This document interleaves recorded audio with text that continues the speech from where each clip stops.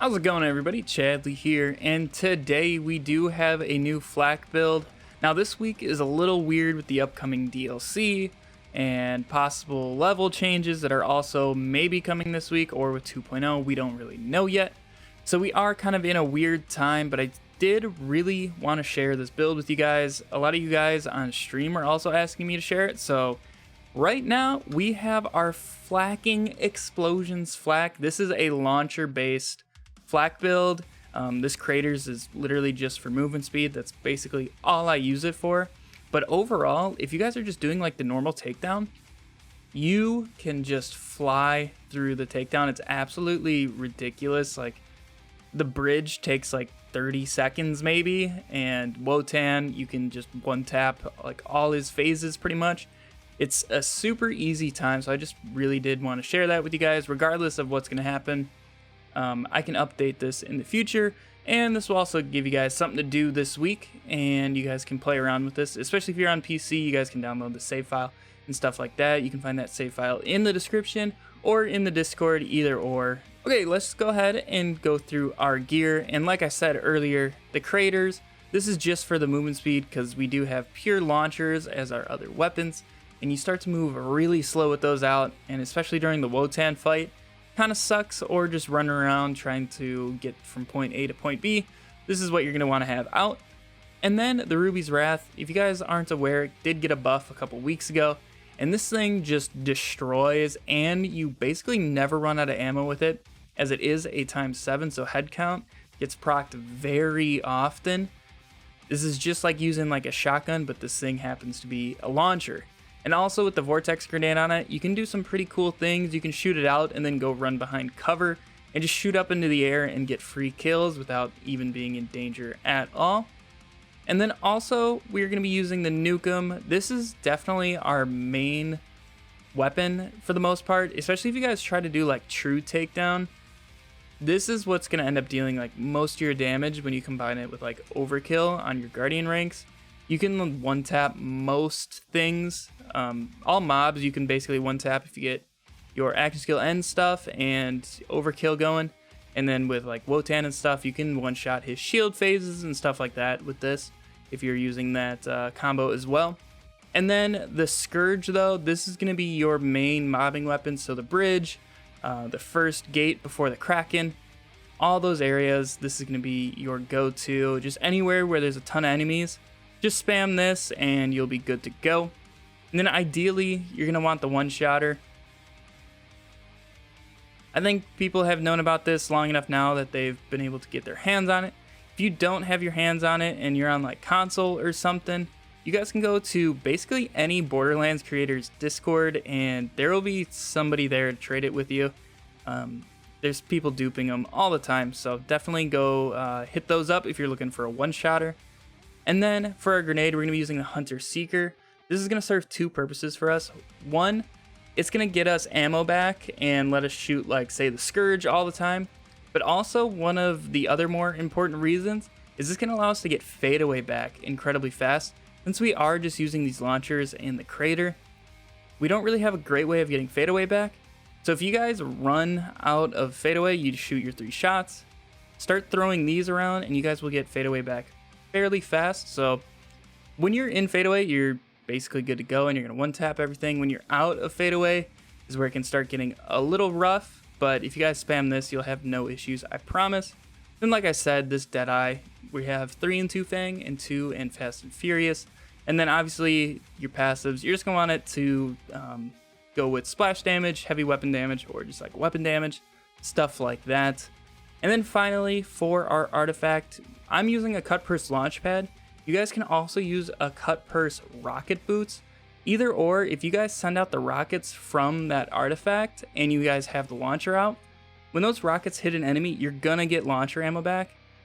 And flak actually does pretty well with just kind of maintaining this rocket ammo. But in case you guys do ever hit 0, just go ahead, and if you guys have the launch pad, just do a slam, jump up on something that's like a foot off the ground, and you'll be able to slam.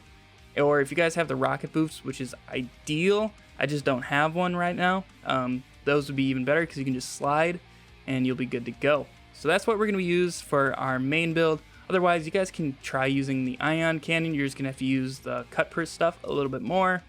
Hedgehog is always good. Three-way is always good. There's a couple more Scourges in here. The Jericho's okay. I was hoping it was gonna get a buff. Didn't really end up doing that. Otherwise, you guys can put on like a Snowdrift. You just need to travel somewhere. Something like that. But that's gonna do it for the gear, and let's move on to our skills here. So the skill tree isn't really anything that different than what you've seen before. We're just going to use 3 Leave No Trace, 2 Interplanetary Stalker, 5-second Intention just because we are using rocket launchers. We do need that reload speed in case we do have to reload. 3 into Head Count, and 2 into Hunter's Eye. 5 into Two Fang, this is getting boosted by 3 also with our class mod. 3 into Big Game, 3 into Most Dangerous Game, 1 into Galactic Shadow, and 1 into Megavore. And then moving on to our green tree, we're going to do 5 Furious Attack, 5 Eager to Impress just to help us get Fadeaway back a little bit quicker since we are using launchers. Head Count does not really come into play too much except for with the Hunter Seeker. So Eager to Impress is going to help out our launchers getting our Fadeaway back. And then all my BFFs, 1 into Lick the Wound so our pet can get us up in case you accidentally down yourself with like the Nukem or something. And then 3 Turn Tail and Run. 3 Fast and the Furious, and 2 Hidden Machine. And then obviously we're using Fadeaway, and then Until You Are Dead, and Unblinking Eye. And then finally we have 3 points into Persistence Hunter for a little bit more gun damage and more duration. The duration is actually pretty nice because you never know when the best times are going to be to shoot, and I definitely recommend waiting to shoot for your amp shield to come back if you guys are using that. Also, I should mention, if you guys don't have the one-shotter and you don't feel like trading, just use an O.M or something like that. You guys will be good to go, I promise. So yeah, overall, that's our gear and skills. I'm just going to run through the takedown here. Right now, our modifiers are enemy fire rate and shotgun damage. Nothing's going to help us out. And we're just going to fly through, but like always, I'll meet you guys on the other side of the gate. Okay, we're here on the other side of the gate, and first you're always going to want to take out any of the jetpack guys. They definitely do the most damage out of anybody. But otherwise, if you guys are just using the Nukem, you're basically going to one-tap everything for well over a mil. For the most part, this guy barely survives, and that's just because he is armor.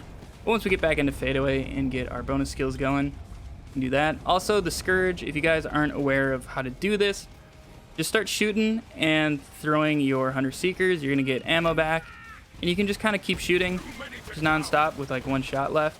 If you guys aren't getting a shot back and your guy starts reloading, and then you get a shot back, just reload or melee and you can cancel it, and you can just continue on. And then our Kraken, we can just easily one-tap him right here. We can just get a little bit of overkill, or if you guys do the money shot, you can easily kill him. Otherwise, just get an overkill and it doesn't really matter. Right here, I do just want to demonstrate the run difference between the Craters and, like, say, the Ruby's Wrath. Right now, obviously, the Craters is going to be giving us a movement speed buff. This is a huge difference. So right here is the Craters, and then we're going to switch to Rubies, and we're still sprinting, and we're just crawling. During the Wotan fight, this could be a huge issue. So if you guys ever get like a lot of targeting circles around you, and you don't think you're going to make it out with any of the rocket launchers out, switch over to the Craters, and you can easily get out. But let's go ahead and fight our Valkyries. So I was on the other side right there. Normally, if you're just anywhere near the people that spawn, you can just one-tap them with the Nukem, and you're good to go. And then with a little bit of overkill, you can almost always get these guys to their immune phase in 1 Nukem shot. And like I said, shoot 1 time, that whole group would be gone. And then, oh, somehow he did not go immune. There we go. But yeah, just keep doing that on all of the groups. You'll be good to go. So right now, I don't have Fadeaway active. I'm going to throw a couple Hunter Seekers, and it's going to speed up our Fadeaway process. And we can get right back in, and we can make him immune and just fly through.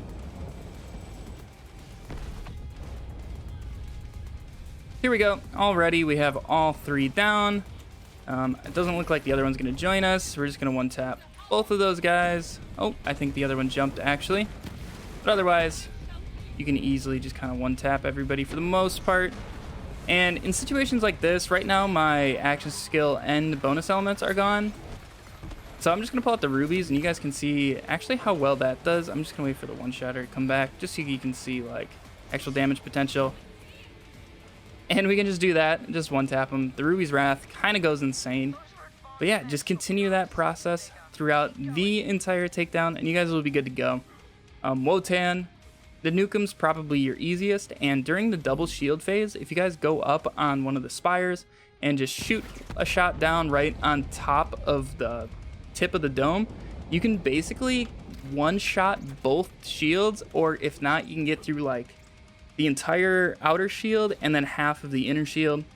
So either way, works perfectly fine. But guys, that's seriously going to do it for this video. If you guys enjoyed this build, make sure to leave a thumbs up on it to let me know. If you guys are excited about the DLC and upcoming changes to the game, make sure to hit subscribe, because I'll be covering all sorts of stuff like that here within this week.